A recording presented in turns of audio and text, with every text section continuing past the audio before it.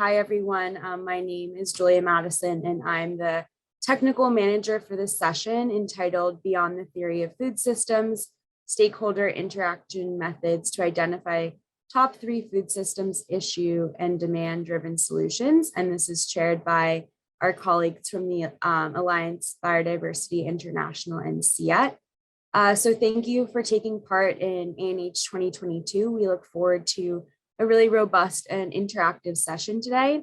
A quick reminder that everything you might need to access the conference materials and program can be found on the ANH Academy website at anh-academy.org/ANH2022.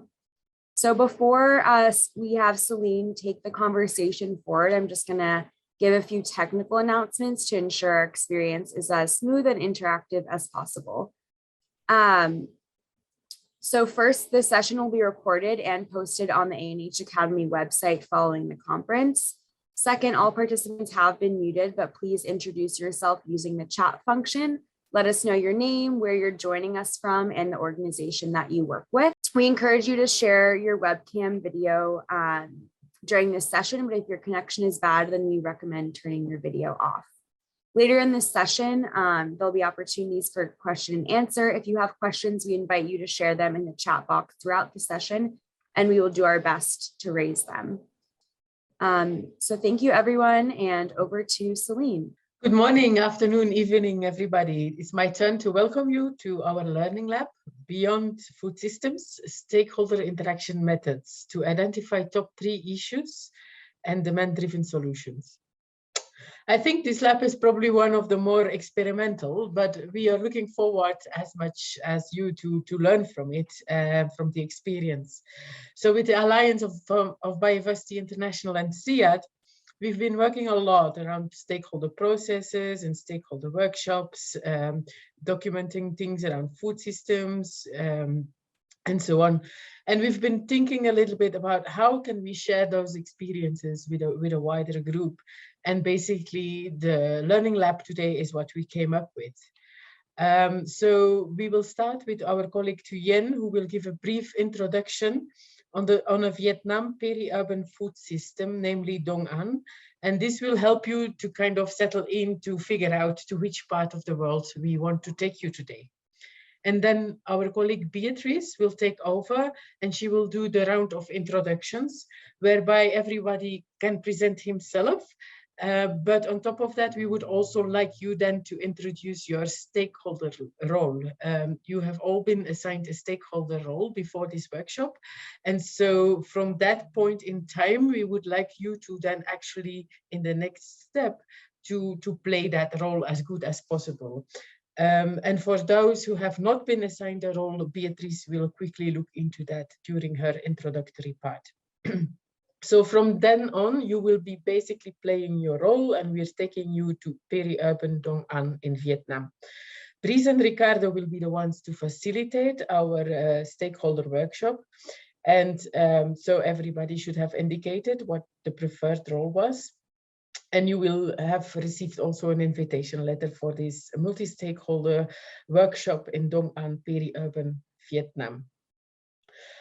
So your role will be to play your stakeholder role as good as possible.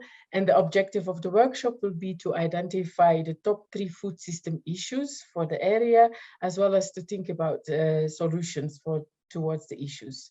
Due to time limitations, we will, however, have like an abbreviated version of the real workshop that has been held in Vietnam some time ago. But don't worry, because we will share all the materials after this Learning Lab. You will also, for those who signed up, you will also already have received like the stakeholder mapping tool, but there's a whole bunch of other tools that we will share afterwards. Obviously, once we are done with like the stakeholder workshop, we will take a little bit of time to reflect on what happened. And that will be led by Deborah and Irmgard. And then finally, Christine and Beatrice will then also make a small presentation about 2 more food systems where the Alliance is working, namely Addis Ababa and Kampala. So we have a very packed program for the coming 2 hours. So let me not take more time than necessary and give the word to Thuyen, who will present you Dong An in Vietnam. Thank you. Thank you, Celine. So, good evening, everyone. So, just the 5 minutes. So, I just would like to advise you some like more attractive ways in the kind of visualization of the peri-urban food system, a case study in Hanoi. But then all the information will be provided to you in the full version. So it's a very nice study that we held on. And in this one, we just use some main information that the food system assessment that we held on in the along the rural, peri-urban, and urban transect in Hanoi. And for this one, we focus on the peri-urban. And let's talk, when we talk about food system and the purpose of the work we have done on the food system profiles, we use as a knowledge tool to revise the basics and also the snapshot of the information of the food system elements, the key institution in terms of the food supply chains, food environment, consumer behavior, and also the outcome of the food system, as well as also the driver of the food system, to revise the basic information for making decision, the process to contribute to the social economic development plan at the local context. So for this scope of the work, with the limitation in time, we would like to provide you more information of the food environment in the peri-urban site. For other side, you can go further to explore in the slide. I provide a link for you to understand more about the food system along the rural, peri-urban, and urban site in Hanoi. So let's talk about a focus about the food environment in the peri-urban. Currently it under around the rapid urbanization process. In the food environment contains both like the mixed food environment with both traditional and also modern retails and the food supply. And this one to the picture, you can see some main pictures of the traditional retails that still play a very important role and also dominate role in the way to provide the food to all the people consumer in the peri-urban. So you can see different pictures provide you with different contexts because we still have in the West Market and also in the traditional convenience store and also the mobile street food vendors provides the various kinds of food in the peri-urban. And moving belong with, together with the traditional modern traditional retails under the urbanization process, there are also different channels we call the modern retail to provide the food for the consumer. And you can see in the picture, we have different kinds of the food and also different colors of the food and also different kinds you can see here for both the upgrading of the traditional convenience shop into more modern shop, but also the very modern providing the food like Circle K, etc. So you can observe the information that can provide you some brainstorming and information for thinking more about the food system issue later. And this is some main information about the food availability at the convenience store and also at the informal street market and formal open market for your basic information on different food groups available at different kind of store in the peri-urban site. And along with the changing of the food environment, the consumption of the consumer in peri-urban also undergoes the big changes for both the consumption at home, but also like food away from home and different kind of the food service like in the West Market, also provided food, but also along the street together with the consumption at home still like very important role. However, also the food away from home also becoming more dominant at the during the urbanization process rapidly in the site. So for that one, it provides you some basic information of the food environment under the changing in the site, and it provides you some information for brainstorming on the food system issue, and also thinking more about how to move together for more decision. And you can play different roles like the actor along the food system to think how you can together make the common understanding and also make the common decision together to move for the food system transformation for healthier days food. So that's just the short visualization of the food environment and also consumption at the peri-urban site. Thank you, Celine. Thank you very much, Tien. This gave us a nice overview of Dong An. I will give the word to Beatrice right now, who will take care of the introduction round. Thank you so much, Celine. Thank you so much, Tien. presentation.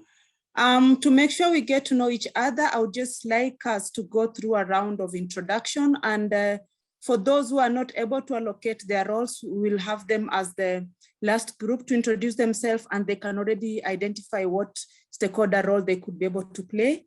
So I see from the participation we have representation from the academia. We also have representation from the UN agency, especially FAO.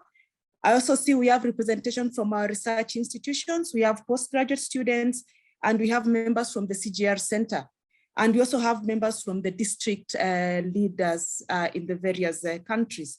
So with this said, I would like us to introduce ourselves in groups. And first, I would like to look at the groups that fall within the district teams. I know we have a number of that, and I would request those that fall within the district team to put on their video so that we can see them, and we can have a few of them getting to tell us who they are and what role they'll be playing. Let's start with the Percival. Could you tell us, you already just highlight the institution you are representing, and then you can tell us the role that you think the institution plays, and then you can also tell us what role you've chosen to play for this particular exercise that you'll be carrying out. Okay, so good afternoon, good morning, and good evening wherever you are. Okay, so I'm Percival, and I work with the University of Health and Allied Sciences, which is a training institution and research center. So I think that when it comes to food systems, okay, so I am for this role play, I'm representing the local cabinet within the district parliament. Okay. Okay. And thank you so much. It's interesting. Go ahead. Yes, I think that the cabinet is important for policy formulation, and that is a very important place where food systems need to be determined or decided. I mean, for decisions that affect the food system needs to be contemplated. So I think it's a very important role. Thank you. Thank you so much, Percival. At least he works in the research institute in the academia, but he's decided to play a role in the district. Perfect. Cuthbert. Okay. Good day to everyone, wherever you may be. I hope you can hear me. Yes. Okay. So my name is Cuthbert Kabana Bilse. I work with the University for Development Studies in Tamale in Ghana. And I'm in the Department of Food Security and Climate Change. For this activity, I'm representing the District Agricultural Office. And this, as an officer there, this institution or this group has direct engagement with farmers and community level people, and for the food systems approach, this is a very important link to allow for the delivery of interventions and also the gathering of lessons learned for policy interventions and policy formulations for the development of appropriate food systems interventions. Yeah, thank you. Thank you so much, Cuthbert. Esther, try again, but then if not, you can write on the chat, and that would we'll make sure we read it and we have it documented. My name is Esther Mayo. I'm from Kenya. I'm representing Zentori. It's a private sector. It's mostly a training facility, but we do a lot of trainings on different things. And my field is on nutrition, where we're trying to help people like promote healthy behavior through training people on how to prepare different healthy foods, and also creating an awareness on the importance of nutrition and how it's of benefit to the community and society at large. And the role I'll be playing in this stakeholder meeting is a representative in the economic division as a trainer in education, where we're just like looking to promote food safety and also nutrition awareness. Thank you so much. Thank you so much. So please stick to only 1 minute, but that was very good information, Esther. Aluma Yowa. Hi everyone, Oladipo Olumayowa, an MSc student of Future Food Sustainability, Cranfield University, the United Kingdom. I'm representing the Economic Division of Education and Training, and I'll be working with Esther to represent the government on how to boost food safety education to the community and also create awareness. Thank you. Thank you so much. If there's anyone in that particular category that hasn't managed to introduce themselves, please put your details in the chat so that we are aware that you are there and what you'll be participating in. So I would like to thank you so much. You can turn off your videos. I would like to move to the research team members. I know we have people from IFPRI, we have C4 that are joined us. Just turn on your cameras and we can have one of you introduce and just focus on the 3 points as said, and then the other people can just include the information in the chat. Please turn on your cameras. We had IFPRI, I don't need to look for the names. I think you are there. Nishmit Singh, if you're there. Hi, everyone. Thank you for having me here. I work with the Poverty, Health and Nutrition Division at IFPRI, based out of the India office, which also caters to the South Asia region. And we work broadly in health, nutrition, food security, and food system related issues. And in the activity today, I will be representing the street vendors group, basically. So I'll be like a young street vendor selling homemade food, quick food to the urban population at bus stands and quick transit zones.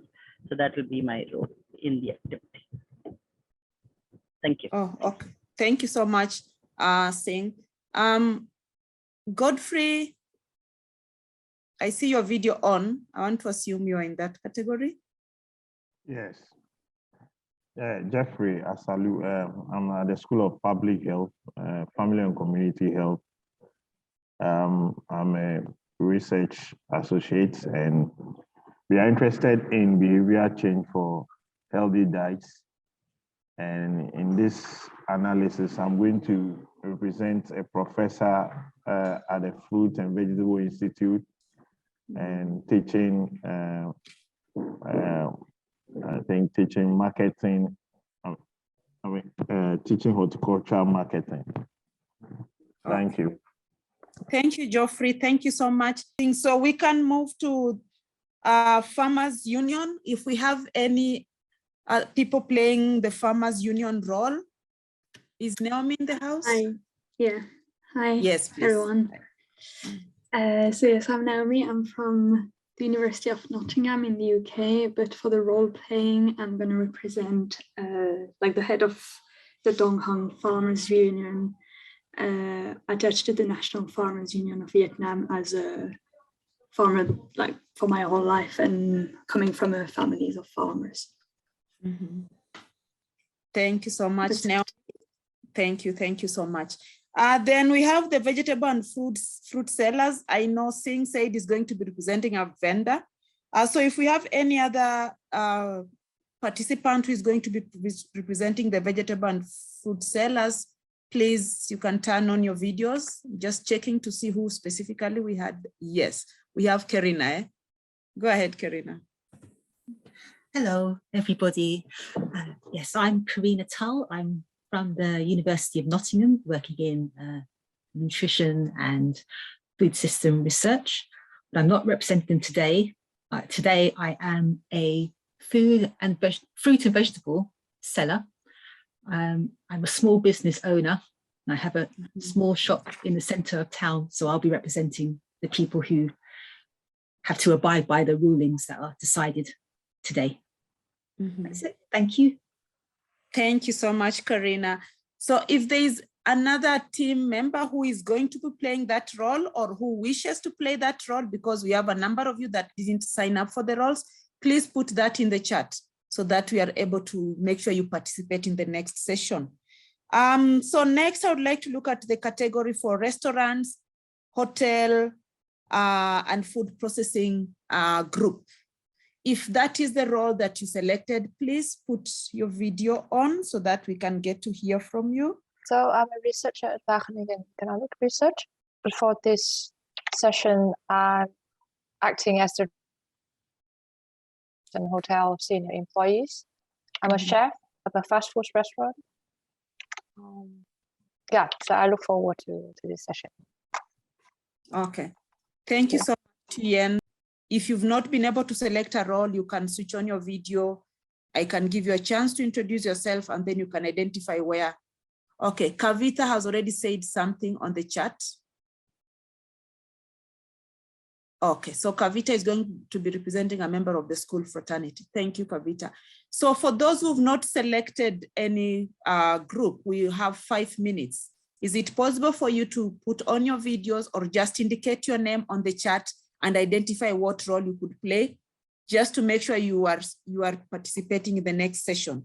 So the roles that we have are as follows. We have the district teams, and on the district team, we have the district health team, we have the economics and education team, we have the district agriculture officer, then we have the research, civil society, farmers union, vegetable and fruit sellers, street vendors, and the other groups that we talked about. So I see Abhishek.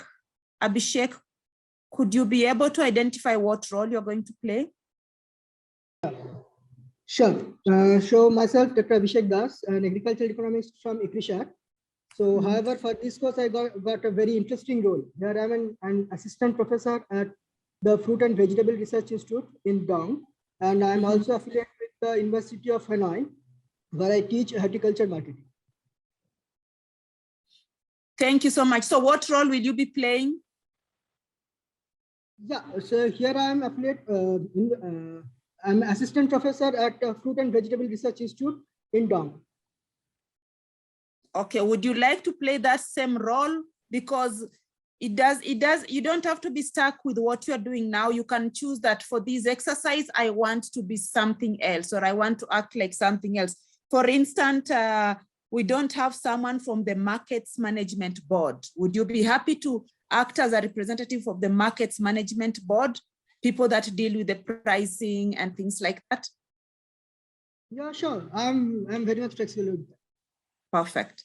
Okay, so when we break out, just when we have the next discussion, it will be good to have you joining the markets and management board, just to see how that fits into the food system discussion. Okay, thank you. Then for the next few minutes, I can give my colleagues from that we're organizing with to just introduce themselves. Then we can move to the next session. So we had Celine got a chance to introduce herself, but we have other colleagues with us. So Imgad, could you introduce yourself? Yes, sure. So my name is Imgad. You have been corresponding regarding your roles and the questionnaire and this kind of thing. And I very much appreciated your responses. I'm a human nutrition and home economic scientist at the Alliance in the Nairobi office. Thank you very much and looking forward to the discussion. Thank you so much, Imgad. Deborah, would you please introduce yourself? Yes, hello everyone. I'm glad to have you all in this session. Hope you can hear me well. Yes, I'm an associate scientist in the Alliance. My field is nutrition and I am based out of Penang, Malaysia. Nice to have you all here. Thank you. Thank you so much, Deborah. Christine, could you please introduce yourself? Thank you very much, Beatrice. My name is Christine Chege, also a scientist at the Alliance, and I'm based in Nairobi office. Happy to have all of you on board. Thank you. Thank you so much. Ricardo, could you introduce yourself? Hi, Yes. I'm Ricardo Hernandez, and I'm an agri-food economist with the Alliance, and I'm based in Vietnam. I think we should move right now to the next part, which is the— Yes, we have Brice and then we have Moses. I just wanted to make sure we are all aware, but that is good so much. So I think Brice will introduce himself during the session that he will be leading. Okay, thank you so much. Over to you. Is it Brice and Ricardo? Hi everyone. So I'm Brice Even from the Alliance of Biodiversity and SIAD. I will facilitate this part of the session that we call the role play, where each stakeholder of the food system will have a chance to identify issues and score them, and then to identify potential solution to address these issues.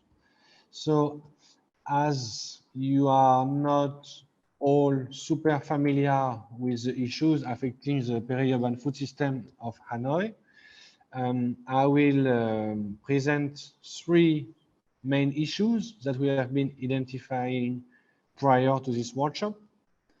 And this is in line with what Thuyen presented at the beginning. And then you will have a couple of minutes to propose additional issues based on your understanding on what Thuyen presented at the beginning of the session. So I'll share a link that you can access like a Google Doc, and you can just fill in the table and propose additional issues. Then we will score these issues, and Ricardo will explain more in detail how to use the tool. And everyone will have the opportunity to score each issue according to a number of criteria. And there will be some room for discussion, although you understand that with 25 participants and very limited time, it will be difficult to have an extensive discussion. Usually this type of process takes much longer than 30 minutes or even much longer than a few hours. So it will be quite superficial discussion, but most importantly, you will have the opportunity to use the tool. Then we will get the result of the scoring with the automatic calculation, and we will choose one issue for which we will try to identify potential solutions. I hope that was clear. I will share my screen now. So the first issue that we identify is a limited nutritional knowledge among consumers. And also, we know that traditional Vietnamese diet is known to be one of the healthiest and very well balanced. Overweight and obesity rates are increasing quickly in both urban and peri-urban area. Nationwide, we have nearly 30% of primary school children that are overweight or obese already. And in the meantime, while obesity and overweight rise, Vietnam still suffers from undernutrition. The different possibility of undernutrition, like stunting, wasting, underweight, that are still high among children under 5 years old, and micronutrient deficiency. It's especially true in rural area, but still also true in a lesser extent in urban and peri-urban. The second issue we have identified and we would like to highlight is the general concern about food safety, which is not limited to rich urban consumer, but this concern is shared by all socioeconomic strata, and either they are urban, peri-urban, or rural people. That's an overall concern of consumers.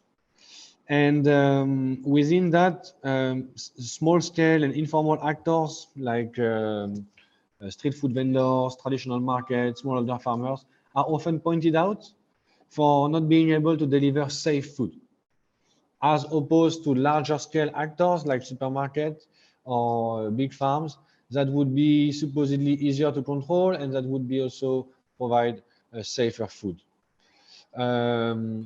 And these allegations are often the basis for a push toward vertical integration of the food value chains and the development of larger structures, either for producing, processing, or distributing food. The third issue is about the population growth, which is fast here in the peri-urban area of Hanoi.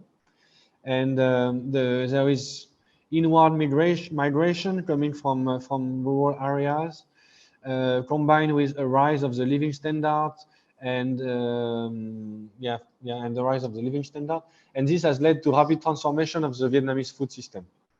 The demand is increasing overall, especially for animal-based protein like pork, red meat, dairy product, and also for processed and ultra-processed food items. what is also often called junk food, like chips and soft drinks and sweets. So these are 3 issues. There are obviously many others. I will share this link in the chat so you have the opportunity to raise additional issues, and keep in mind that try to keep in mind that you represent the stakeholder group. So raise issues that are potentially affecting your particular status role in the food system. The link is in the chat. So it's just a simple Google Doc. Everybody should be able to access it and to edit without any problem. If you have a problem, please leave a message in the chat, but that should be fine. While you access the link, I can show you how it looks and explain you how to use it. So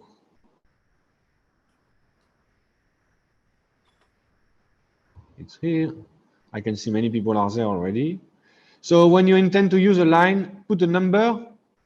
And so if you see that there is a number on the line, just move to the next one, just to make sure that people are not using the same cells and that stakeholders respect each other. I know sometimes the discussion are tough within food system stakeholders discussion, but please respect each other and listen to each other.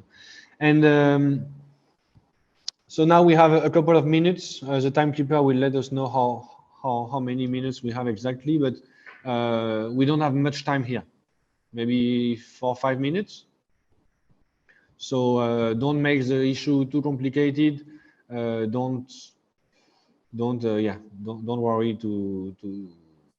you don't need to provide too many details. All right, I think we are reaching an end.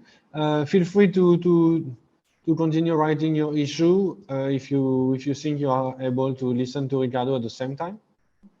If you are not confident enough to do 2 things at the same time, please just focus on what Ricardo will say, because it's very important for the next step. Hello, everyone. My name is Ricardo Hernandez, and the next part of what we are aiming to do is that we are going to think about these 3 issues. And, let's assume that at this point we had a fruitful discussion and we were able to identify the issues.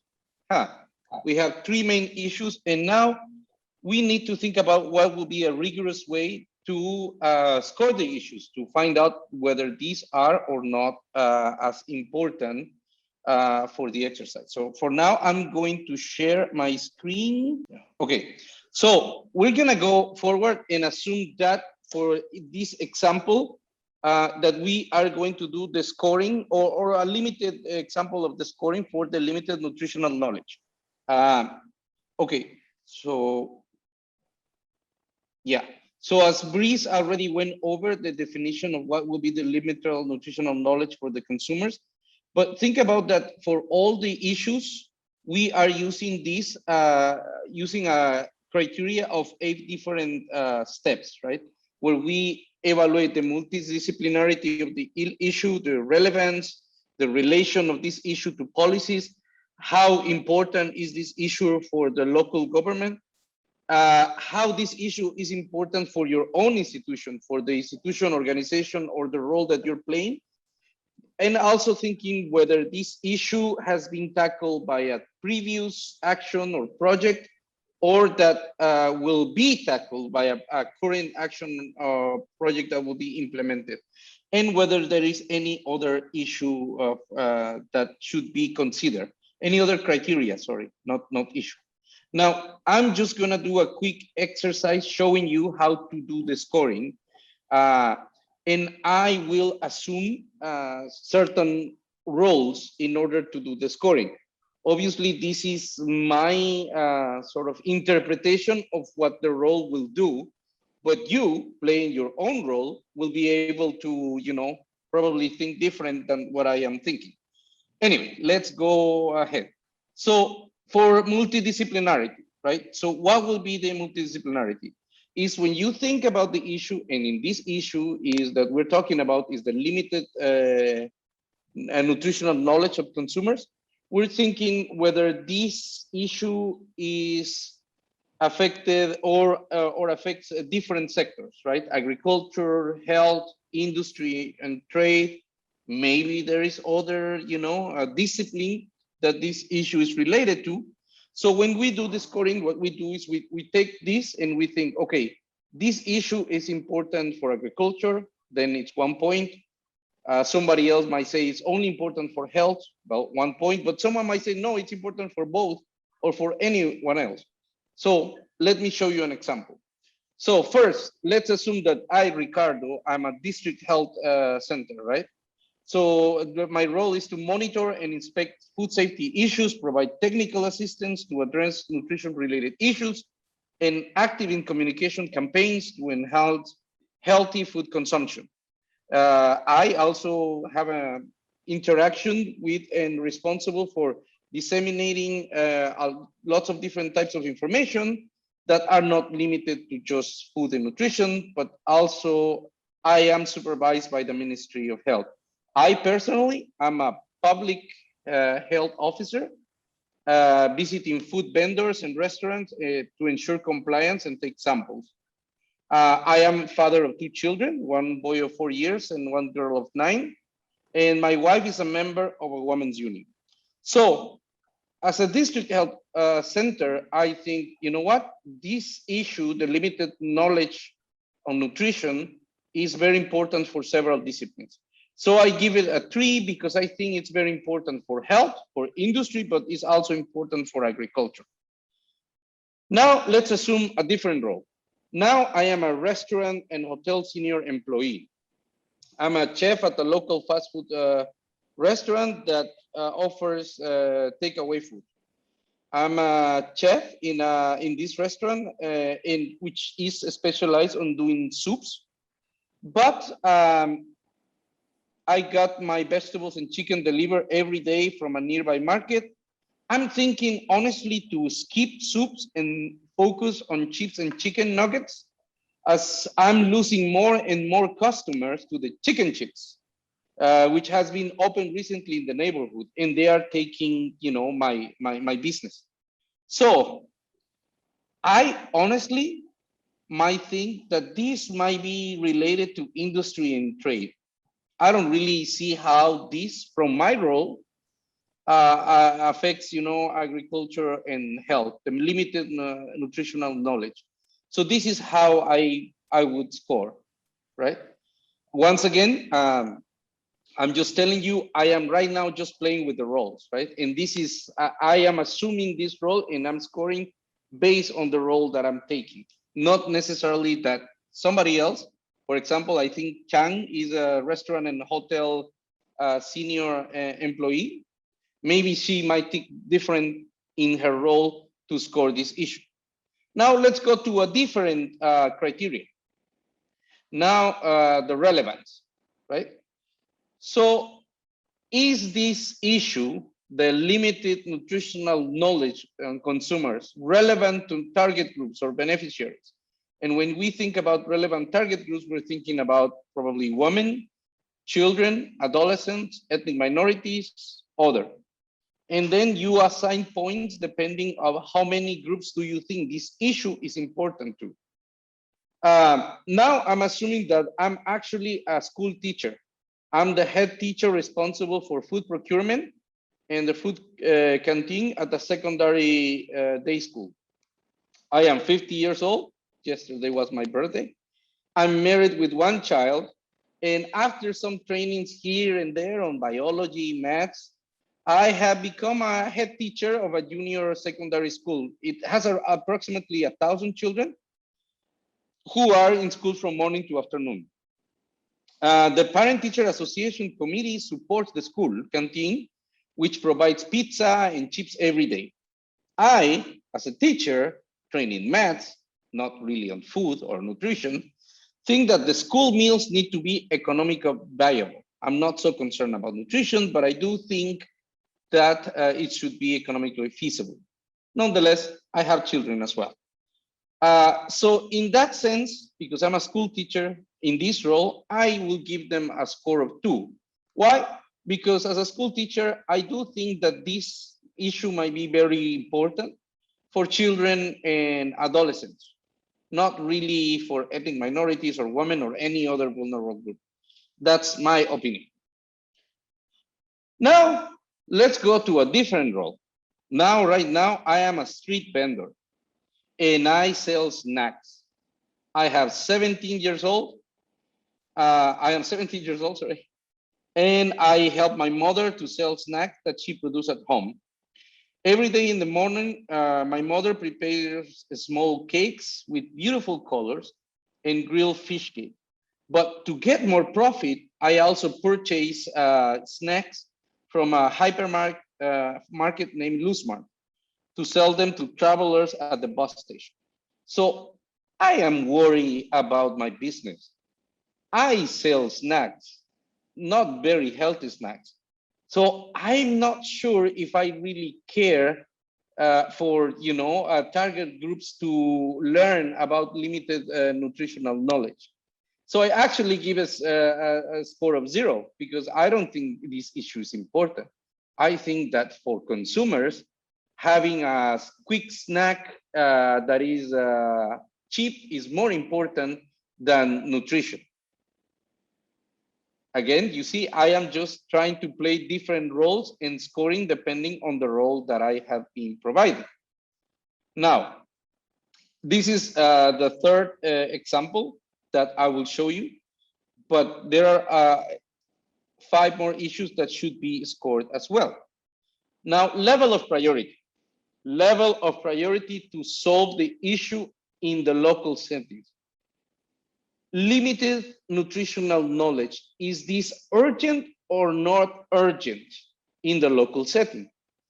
Now I'm assuming that I am from the Consumer Alliance, from civil society. I fight for the rights of consumers to have access to healthy and affordable food. It's a non-government organization that protects the consumer rights, and I'm a member of a consumer international organization. I am a woman, 41 years old.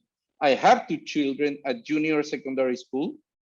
My family has suffered from various foodborne diseases when we were young, and I have studied law. So with that background in mind, I give a 1 because I do think this is a very important and urgent issue. As you saw from Tuyen's presentation, how the food environment is changing and how many different types of food are being available. I worry about my children. I worry about consumers eating healthy food. Now, I'm gonna change my role. I actually work for the supermarket from the management team. I manage a hypermarket called Loosemart that has more than 45 employee staff.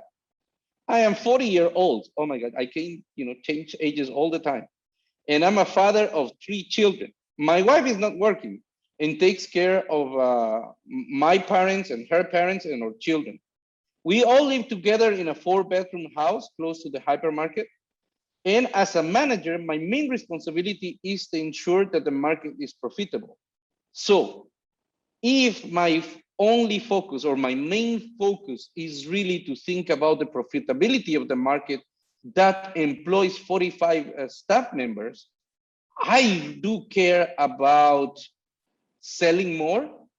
So I'm not so sure if I want my consumers to learn more about nutritional knowledge that might affect my sales.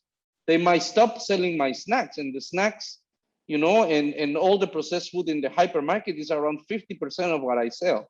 So for me, no way. This is a 0. There are more important issues in the local setting than focusing on nutrition. Nutrition is not important.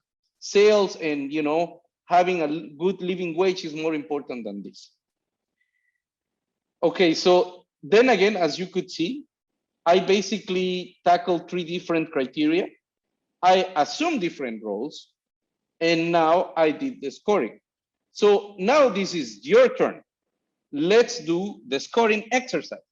Right now, I am going to share with you this link on the chat so you can all copy it and access the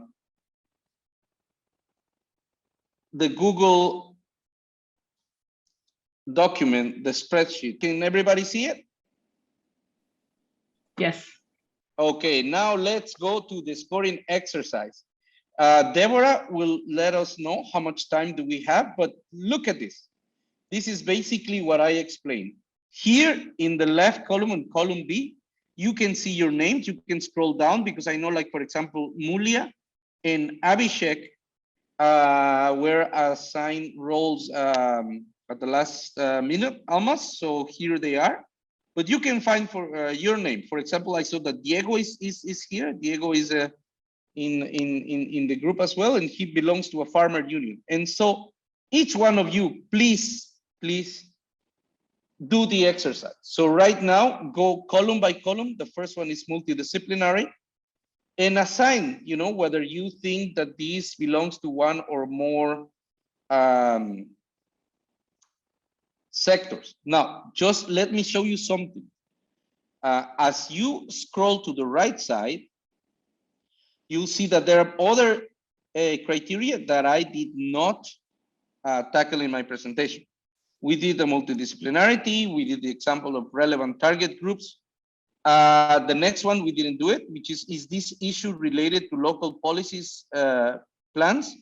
Here you see the explanation, and here you see the information on how to score.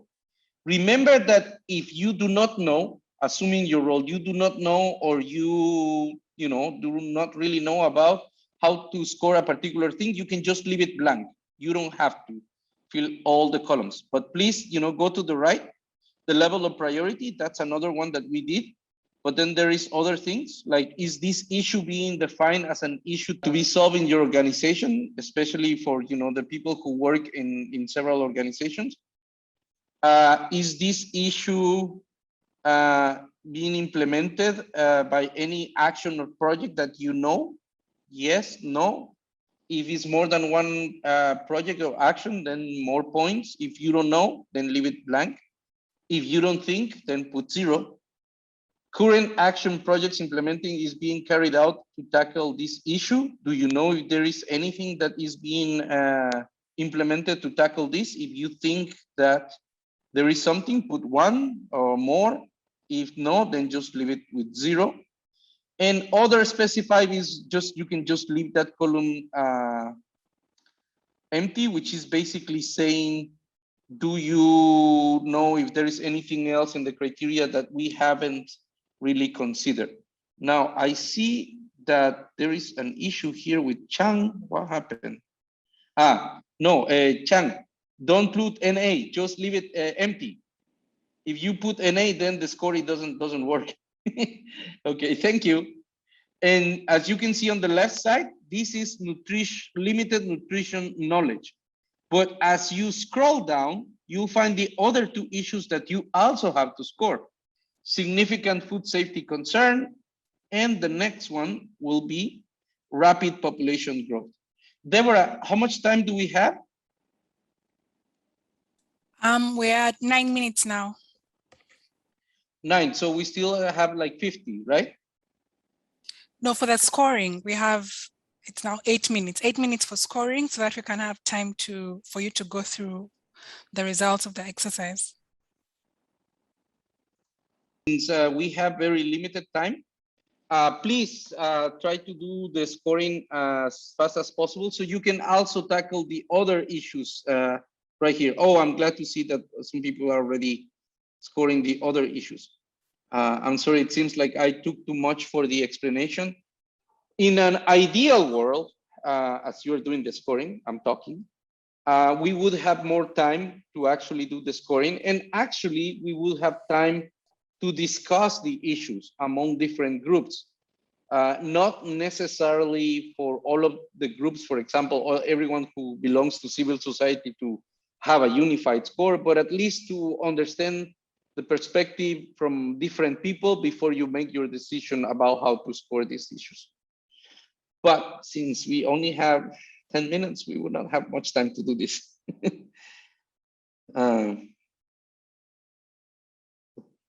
Yes, so I see, I'm happy to see that there are several people who have been doing the scoring for significant food safety concern. And please also score the other one, rapid population growth. I'm gonna stop sharing my screen for a second while you continue doing the scoring on your own. Oh, wait a minute.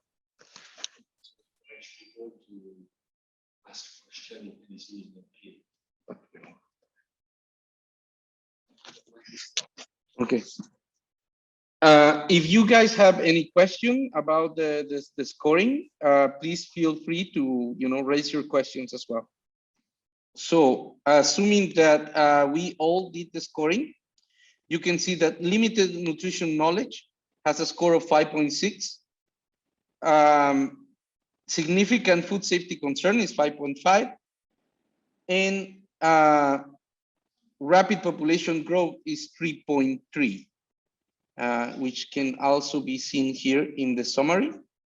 Oh, well, no, there is an issue with the point here. In this case, we'll leave the room now for my colleague Brice to talk about the solutions for the top rated issue, which in this case, the top issue is a significant food safety concern. All right. Thanks, Ricardo. So let's imagine that we have raised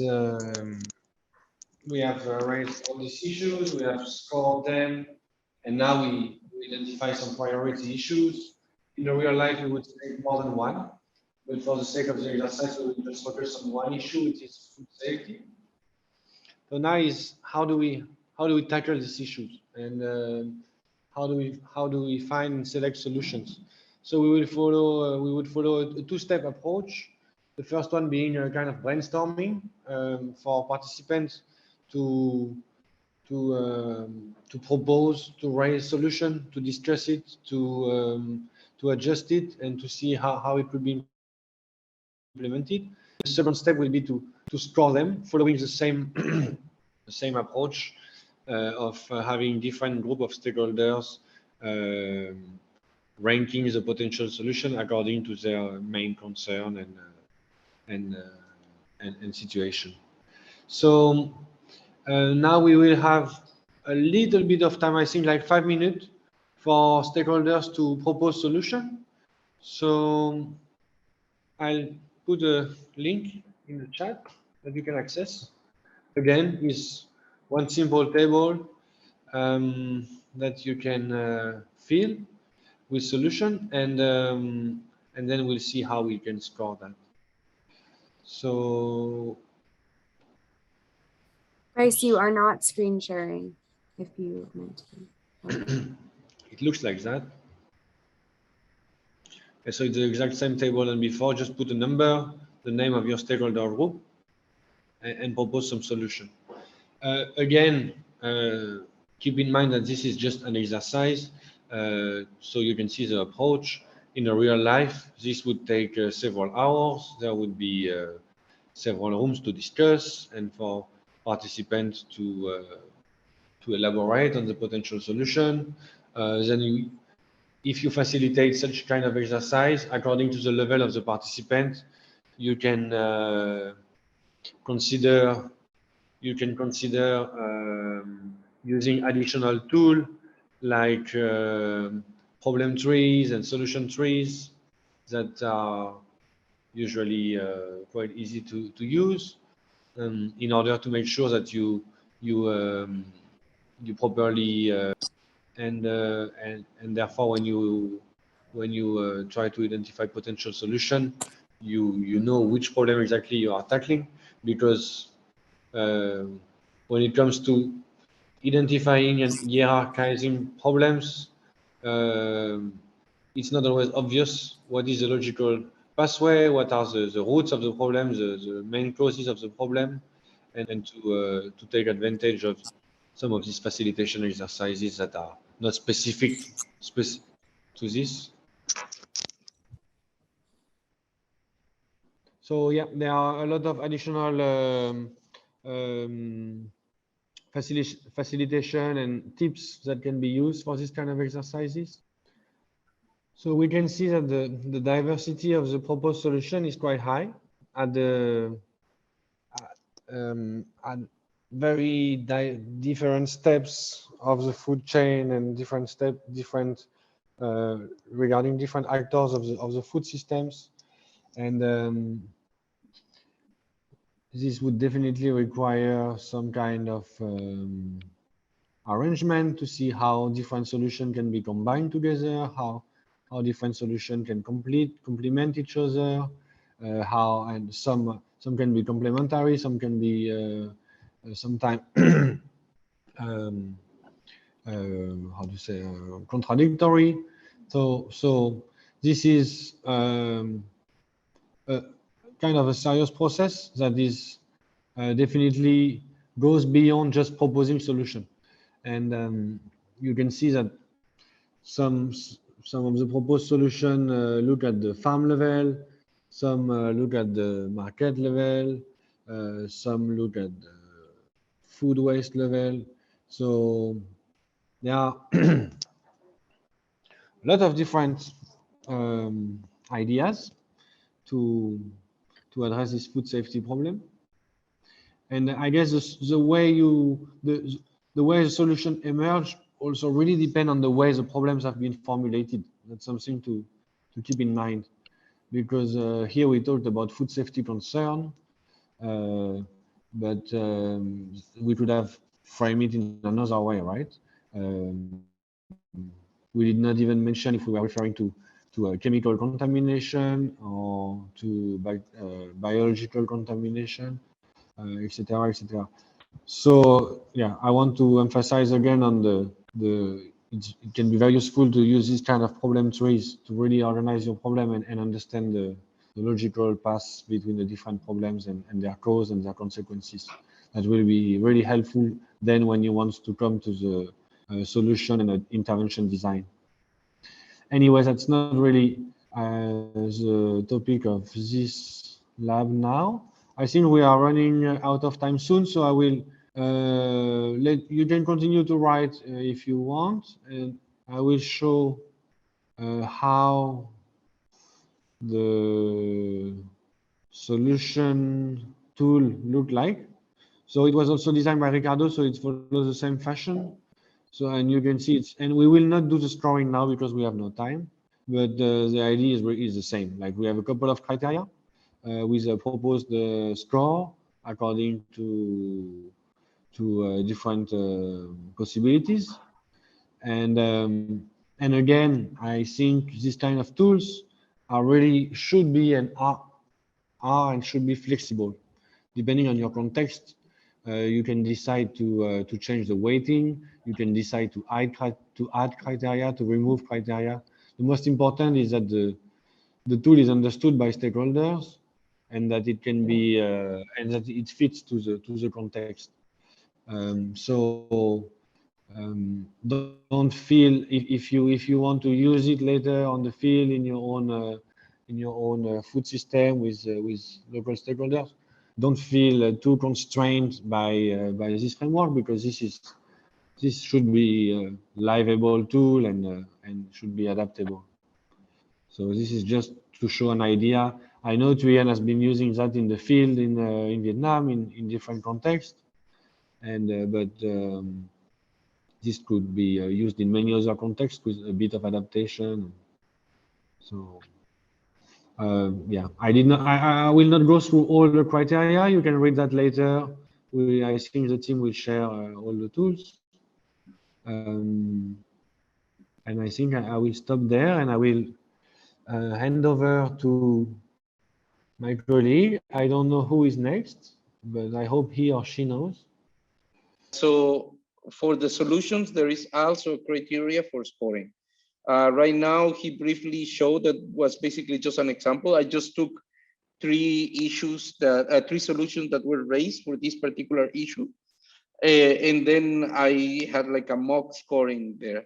But, you know, obviously you participating and talking with many multi-stakeholder platforms, you can actually look at all the different criteria and then thinking about the solutions, score them, right? The whole point of this is that then this becomes less subjective, because it will not be what I think is the most important issue or what is the most important solution, but rather that you're following a sort of rigorous process to be able to come up with the best, the most important issues and the most important solutions. Once again, this usually takes a lot more time, but given that we don't have a lot of time, this is it from my side as well. So Deborah, who's next? Thank you, Ricardo, and thank you, Brice. And thank you to all participants. It's been very, I'm very happy to see that different stakeholders just engaging in the different steps, really representing your roles. Thank you for role playing. So right now, I'd like us to just have a few minutes to just discuss the process and get to hear what it is that you are getting out of it. So the first question I'd like us to tackle, Imgad, you can share the screen, please, is which stakeholder group do you think was missing in the meeting? And how do you think they could be brought on board? So we're just going to just quickly do a quick word cloud so people can share, you can all share your feedback based on the issues that we've discussed and the case study that was presented. Do you think there are particular stakeholder groups that were missing? So just a reminder for those who are present in this workshop today, we had the following. We had someone from the district health center. We had someone from the farmers union. We had someone who had a vegetable and fruit seller. We had someone from the local district cabinet. We had someone from the market management board, food processing, school fraternity, and then civil society. But based on the context we've covered today, just share who you think is missing. So it's nice to see that big foods are missing. So we have consumers showing up quite prominently, which is very important as well. Industry, policymakers, we did have a few, but I think it's important that they're also on the table. I would have loved to hear more about big foods. You can unmute and just share or put it in the chat. Oh, it's in the chat. Big food refers to big corporations producing foods. Thanks. Yes, that would be nice to have in the discussion indeed. Thank you. And then can I have any volunteers to just share, unmute and share how they think these stakeholder groups that we are mentioning can be brought on board? Because we already have some of these mentioned present in the room, at least in our role play. But do you have any ideas from your experience or based on the context that we've shared, different ways to bring these people on board? Because that's always very important. For example, big foods, how do we really get them on board, considering like how Ricardo has shared, the vendor wouldn't mind if you don't know about nutritious foods because that's how they're making their money. So if it's not profitable to them, they might not be interested. So it's always nice to have innovative ways. Any yes, Olawale, please go ahead. Yes, greetings everyone. Yes, I suggested local producers because they are important across the value chain. They have been producing, they know what the consumers actually want, what is attractive. But when it comes to production, I believe they have a say. They have suggestions on how to make it better. It might not be the best, but we can also learn from them. And when it comes to packaging in a way that we attract the consumers, we might also get some good ideas from these people. Because in this role play, I represent the food processing employee. I believe it's good to interact with people who have been doing this before. Any external stakeholder can come in and then complement the knowledge on the ground. Thank you. Thank you very much. That was very insightful, and I'm in agreement as well. Thank you all for participating. I would like us to move to the next question. So given your particular knowledge related to the food systems research, do you think there's any criteria that was left out in the exercise that Brice and Ricardo took us through when it comes to prioritizing issues? I know we looked at relevance, we looked at multidisciplinary, we looked at, where's my list? Just a second. We looked at, is it issue policy, relevant to policy, you know, local setting? Do you think there are any particular criteria that were missing? And again, you can just, yes, micronutrient diseases. So how, keep the answers coming. When it comes to prioritizing issues to focus on as stakeholders, which criteria do you think was left out?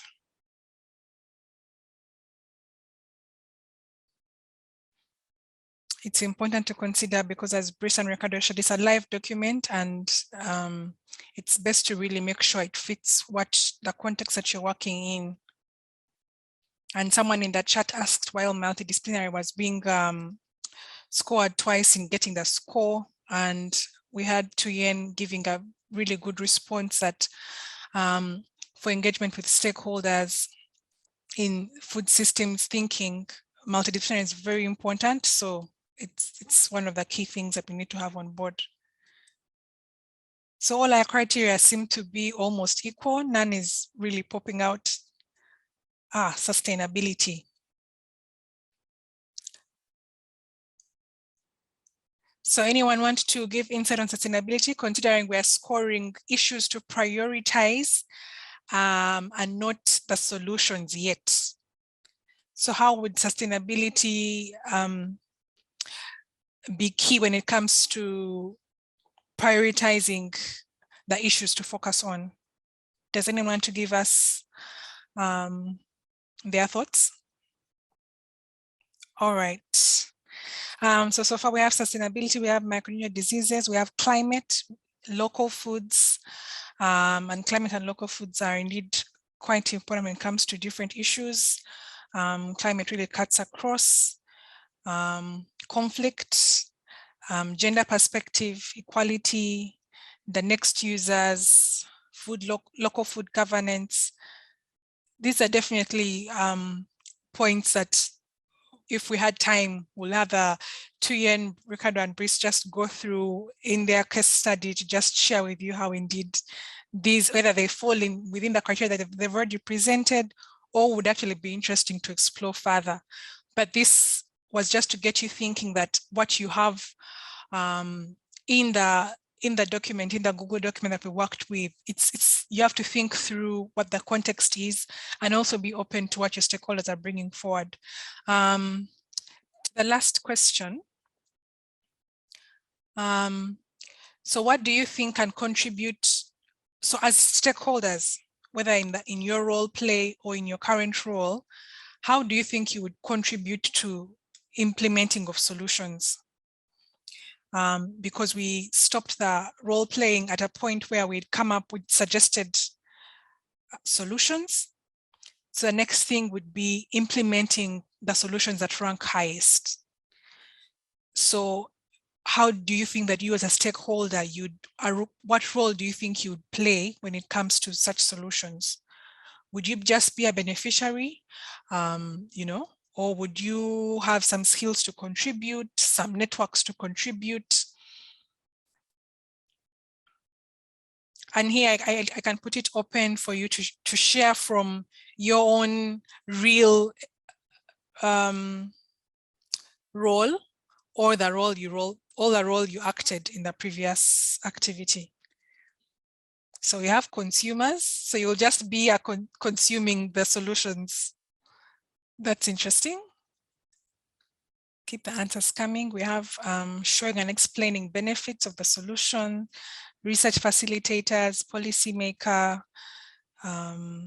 understanding the dynamics, agricultural research.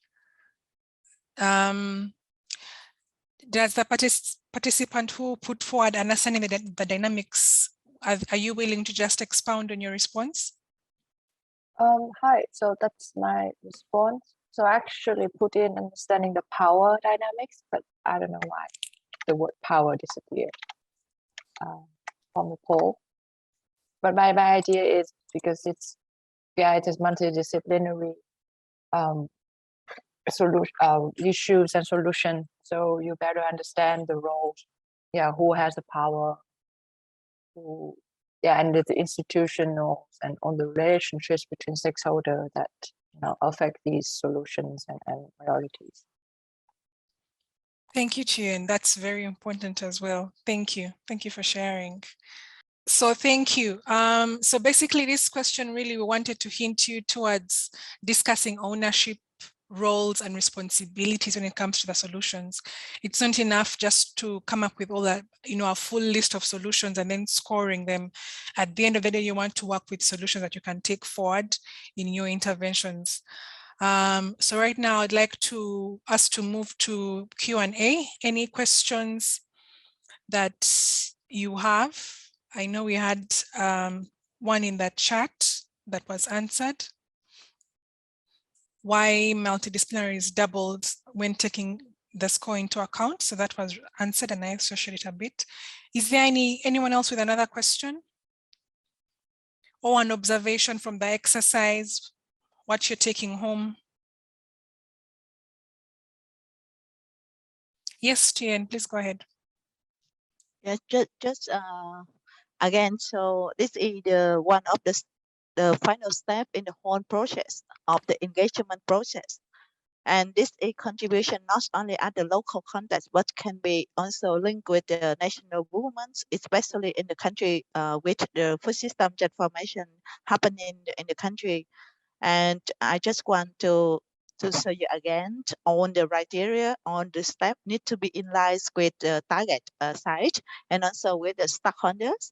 So the thing we are thinking about just this is a good example for all of you to go and how to be aligned with the real context. However, in the reality, much more time will be needed for you to develop all the tools, and all the tools need to be applicable for the local people. So I mean, this is the starting point for you, but I hope that in the future that can be continually employed and also validated and also give benefits for the making decision together for the common interest and common benefits for all consumers. Yeah, thank you. Thank you, Tien. Thank you for that reminder. Any participant with a question or comment? Anybody? Okay, maybe as you think through, yes, Naomi, please go ahead. Hi, it's just a quick question on so when you do the scoring, it's very kind of personal based on what stakeholder is involved. And so how do you take that into account when coming with solutions? So if the people who have quite a low scoring for a particular issue, do you consider their solution as important as people that would have a higher score for the issue? So they care more about the issue, that makes sense?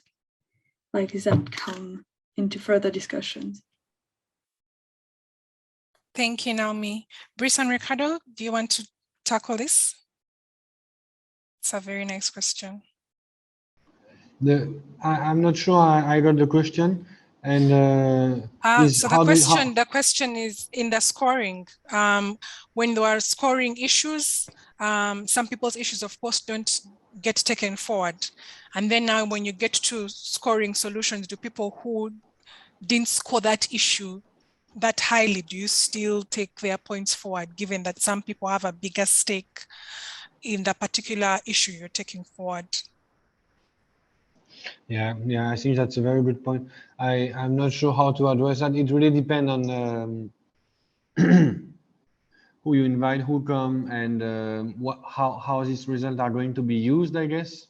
If it's really to make decisions from authorities and the they want to use it as a direct output to make decision, that might be an issue, but usually there is some intermediate steps, right? Like preparing minutes or reports, so you can be more inclusive even if the scoring has not really be how to say has not enabled to prioritize some issues that can still appear in the proceeding or the minutes of the event. But yeah, I think that's a very good point. Personally, I've never used the tool, so I cannot really share any experience on that. Maybe Thuyen, she wants to add something, or Ricardo. I think just yes, Thuyen. On the chat about how to ensure that all the stakeholders are involved in the exercise, etc. So, of course, like we mentioned before, this is just one of the final step we have done in the bottom-up approach to show the top tier issue and the solution to be in practice for contribution to the socio-economic development plan. However, in reality, it will take a lot of time. Like in our program, it took like several months for us to do the enabling environment with relevant stakeholders in the site. So different people in the site, they have different structure of the government, but also different organizations existing in the site.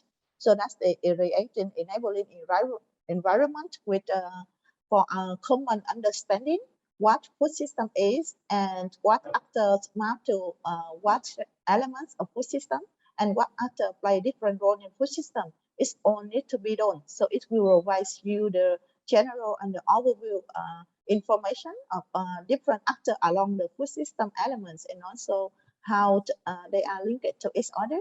And for that, you can make decisions together with different actors and we related to the food system profile that we use like the knowledge tool to understanding the different actors, and then we have to make sure all the sector along the food system need to be have representative there to make the decision together. And so that will be very comprehensive process with different steps. So the first step will be creating enabling environment with local stakeholders. The next step will be the characterization food system profiles and with all the relevant actors. And then the next step was the engagement with all the actors to get the final decision on what is the top issue and the solution needs to be applicable in the site. So with on that process, you can also somehow address the question you raise here. Yeah, thank you. Thank you very much, Thuyen, and thank you, Naomi, for that really nice question. And thank you, everyone, for making the discussion lively. Now I'd like to hand over to Christine and Beatrice, who will share a snapshot of different case studies, just that you know that you can actually handle different sides of the issue. Christine, over to you. Thank you very, very much, Deborah. And thank you to the team that was already taking the first part of the discussion. So we've been talking about Asia, so we want to bring the team back to a different continent. Now we are in Africa. And I'm sharing my screen. Yes, so I want to show you a different scenario just quickly, but you won't have time to discuss this because of time constraints.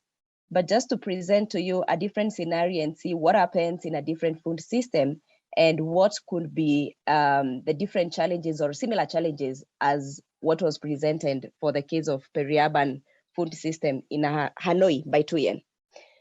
So this is an example of Addis Ababa food system.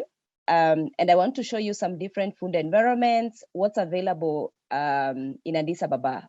In this case, there's a photo that was taken in some food and open air markets in Addis Ababa.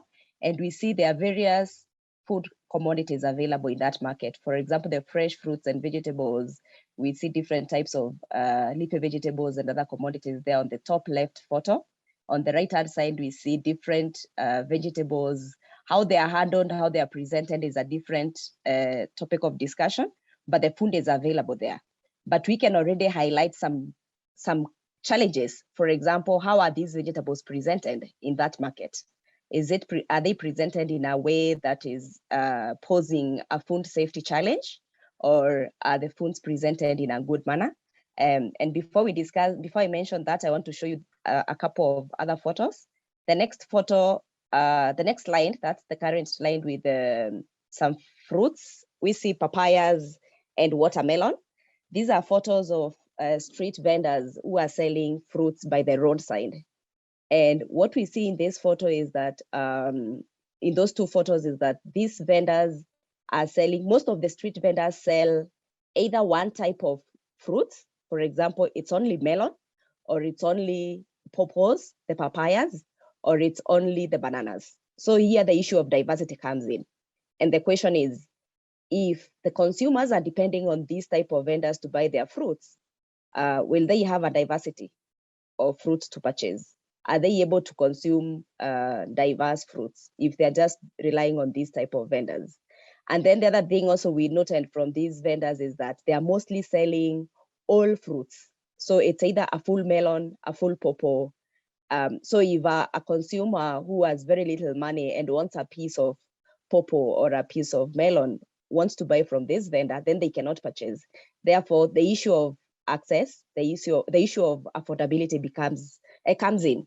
So the food may be there, but then maybe the consumer does not have access because of the way the product or the commodity is presented to them as the consumers, or how it is sold to them in terms of the portions. So thinking about of how to make that food available to the consumer, affordable, and at the same time being conscious of food safety issue is something that we also need to keep in mind. Then the next photo, I want to show you a couple of photos that show foods that we took photos from different informal markets. So it's some photos from roadside sellers, some photos from open air market sellers. And at the bottom left side, we see pumpkins, all pumpkins that are just dropped on the ground, and some other pieces of pumpkins that were just cut and placed on top of some cartons for selling. The middle photo here, we see culture, which is a type of flour that is put in a fertilizer bag, and it's being sold. It's presented there for selling. On the right-hand side, you see again photos of pulses that are put on, they have been poured on the floor, being dried, and at the same time being sold to consumers, or rather to buyers. And at the bottom right photo here, you see some vegetables and some potatoes that are put on the ground there, being sold to consumers. So these questions again show, these photos here show product commodities are available. They are presented to consumers, but in what form? In what way? Are they safe for consumption? Is there a risk of food safety? Yes, there's a very big risk of food safety here, food contamination. And this is one of the biggest challenges of food system challenges in Addis Ababa, the issue of food safety that we also need to keep in mind. I remember Tuyen also mentioned the same case for Hanoi. So we can see some of these similarities of food safety issues and other challenges across different food systems. And these are some of the things that we need to keep in mind as we think of our food systems across the different regions. Finally, I wanted to present also a photo of food advertisement. So this is just a condiment that is presented there, but it will be any kind of food that we're talking about. And the question is, as we have a lot of foods that are being advertised in our food environment, and the consumers will perceive them in different ways depending on what kind of information is made available in those advertisements, in those messages. So how the food is presented, how the food is marketed will also affect the purchase and the consumption behavior of the consumers. So again, as the food environment, as the food system actors, then we need to be aware of what we make or what kind of foods we present, what kind of messages we present during the advertisement, and also being aware of how that will influence the consumers and different consumers in that case, because some consumers may not have information and therefore they'll be influenced by what is presented to them through those advertisements. Okay, thank you. That was a quick snapshot. I stop there and give my colleague Deborah a chance to share another case for Beatrice, Africa as well. Yes, Beatrice, over to you. Thanks. Yeah, thank you so much. I'm going to share a case study for Kampala, Uganda. No, here I'm going to talk about what we are seeing in our food systems following some studies we've done in the urban areas of Uganda. First of all, we identify we have few main outlets or food sources, and these are, we have the markets, the area markets, vendors, small kiosks, we have butcheries, we have supermarkets, we have retail shops, and other gift and their own production that is sold directly from the farm. So you can see mostly the retail shops and the markets seem to be very, very significant when it comes to sources of food. And then we also did some mapping to identify the density, and these agreed so much with what I've just presented, in that we have small kiosks and stalls seem to be very, very major sources of food, also adding to the retail shops, but things like supermarkets and bigger markets are very in few numbers. So you find a big area can have maybe 1 or 2 markets and maybe just 1 or 3 a few supermarkets to supply the food. And this is because of the kind of population that lives in most of these areas, because it's not in very affluent societies, but some areas that are really low income earners, but then they live in very, very urban areas. We also looked at some of the outlet to just look at the difference. You've observed what is in Vietnam, you have seen what is in Ethiopia. Looking at Kampala, this is how some of the stalls and kiosks look like. These were the major food outlets that I mentioned before. So you find that these ones have food varieties. You can see we mostly have the fruits, the vegetables, and we also have the roots and tubers. And for instance, for Kampala, if you go to some of these stalls, you cannot miss to find bananas. You'll also find some potatoes. You might also find some vegetable. So they always have diversity, and they even come with some ingredients or some confectionaries that are also used in the food. You can see in the picture on your right, we have some spices that can be added to the food. So it's just, the stalls don't just have the vegetables and fruits, but they also have some other things that also contribute when you're making the diet. Then the other also source of food was the street and food vendors. When Christine shared her picture of the street and food vendors, you saw the fruits, and there were different kinds of fruits, but the vendors seem to have one particular kind of fruit per person. In Uganda, yes, we also have the fruits as vendors, but you find that the fruits are there, whether the melons or the pawpaws, but they are cut in portions. So it is possible to have different portions, and you can get what you need with regards to the amount of money you have or what you actually need to eat. So in addition to the fruits, we also have vendors who sell maize, that is corn, that is roasted. You can see it on the further right. We also have vendors who make confectionaries like chapatis. The gentleman at the bottom right is preparing chapatis, and it's a very, very popular dish in Kampala, in the streets, where they prepare eggs and they put it together with chapati, and it's something called Rolex. And people eat a lot of that as a midday snack, or even lunch and things like that. And it's a very popular dish in Kampala. We also have chicken that is roasted in the streets. We also have chips. Those are French fries there at the top left that are available within the streets. So you find at around the evening times, the streets are mostly very, very busy with these food vendors selling all these kinds of food. So you just need to choose what you want depending on what you have and what you actually need. Apart from the stalls and the vendors, we also have the markets that are in stationary places and supermarkets.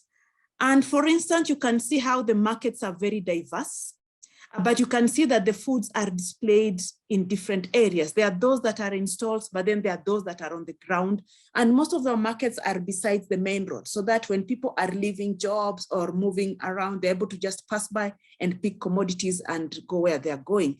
So apart from the fruits, vegetables, cereals, and roots and tubers, you can see there are also protein sources like fish. And what is there is just the dried fish, but you also have markets that have fresh fish that is already, you can ask it to be prepared. So it makes it so easy and convenient for consumers to have. Then we have some of the supermarkets that we have in Kampala. There's a picture there.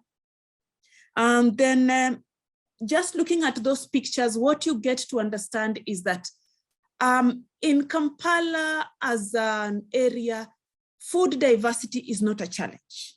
There is a lot of food and it is available in so many areas, but then you find that mostly the food chain, the value chain is mostly driven by small vendors that are having different shops in different places.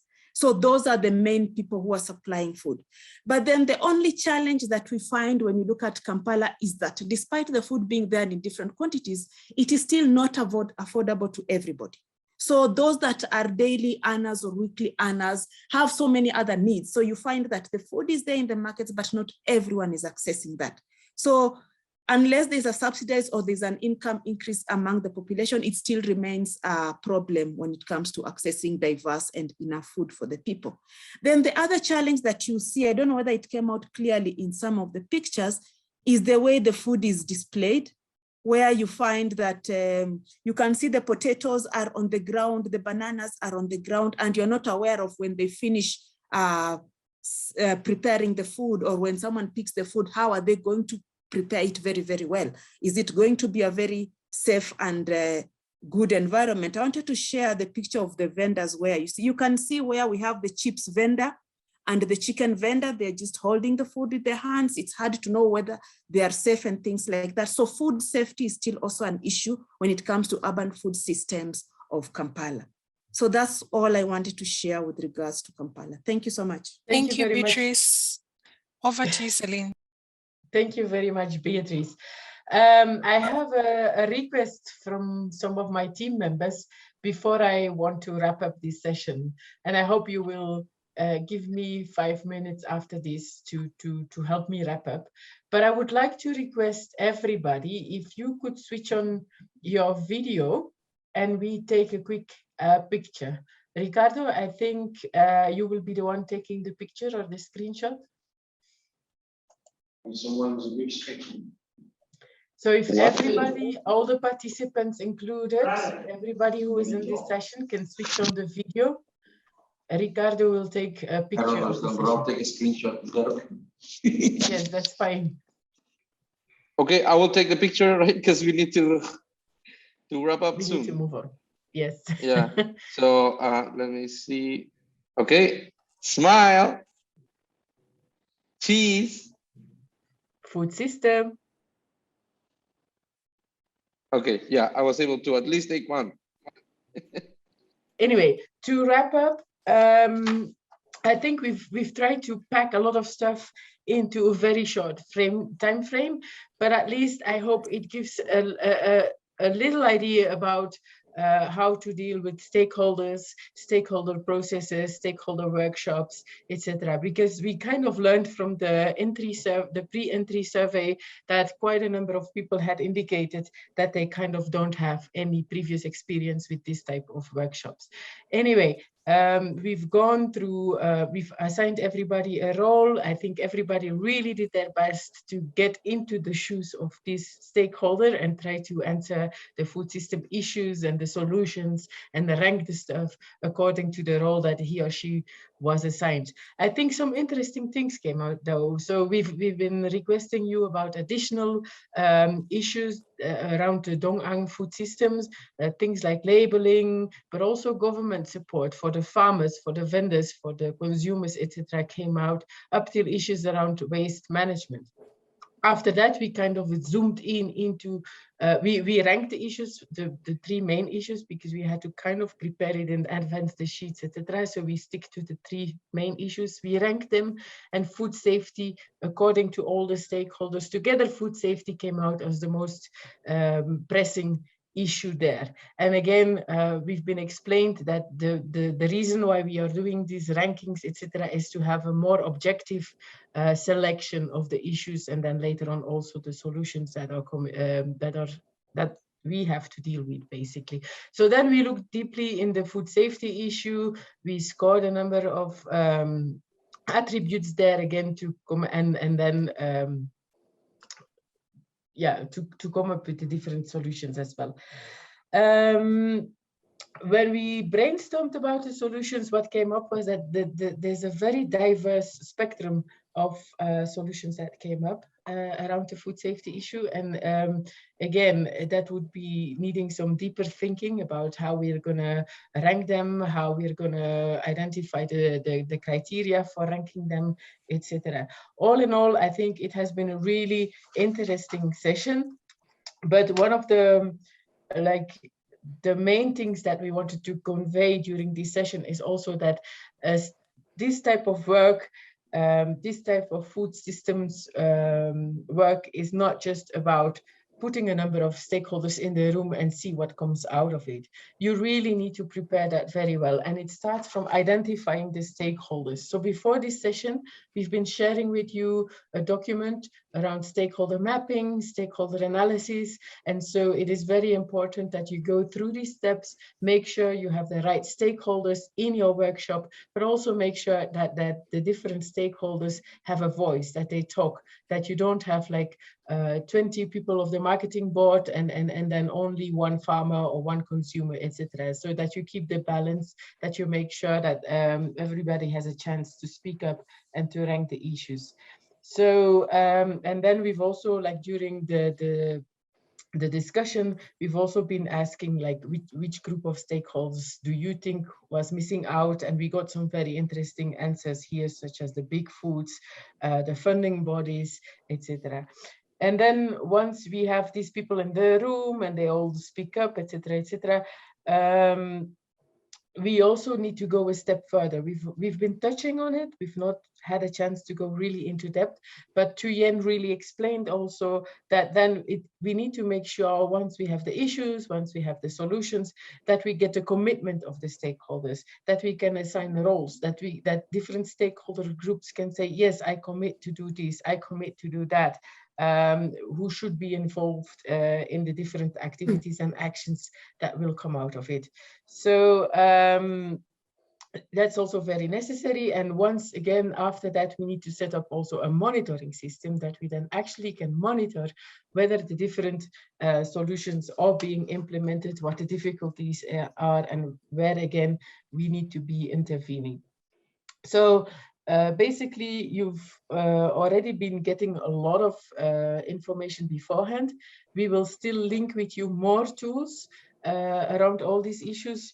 The tools for the ranking of the criteria will be shared. The tools for the identification of the stakeholder roles, basically who will do what after the workshop, the guidelines for in-depth interviews also with stakeholders, and focus group discussion guidelines with the end users, because we will also verify back, like with the end users, how relevant do they think the solutions are, and to get their point of view on things. And we will definitely share also an overview table so that you don't get lost in all these types of stakeholder tools. Furthermore, from our side, we will also continue to refine these tools. I think one of the interesting things is the discussion also about the criteria, why these criteria. And we had a question in the discussion, like, do you think there were any criteria that were left out? So we also got some interesting information to feed back into our process.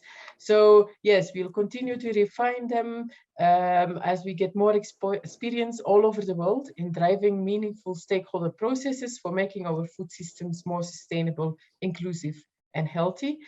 And last of all, I would like to thank sincerely all my colleagues who have been contributing to these sessions.